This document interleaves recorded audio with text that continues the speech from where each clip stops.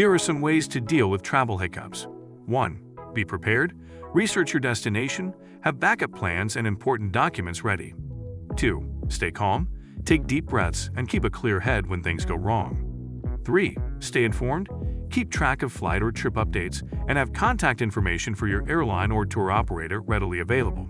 4. Be flexible. Be willing to adjust your plans and adapt to changes. 5. Seek help. Ask for assistance from airline or hotel staff, or contact a travel agent if you need to. 6. Keep a positive attitude. Remember that travel hiccups are a normal part of the experience and try to stay optimistic.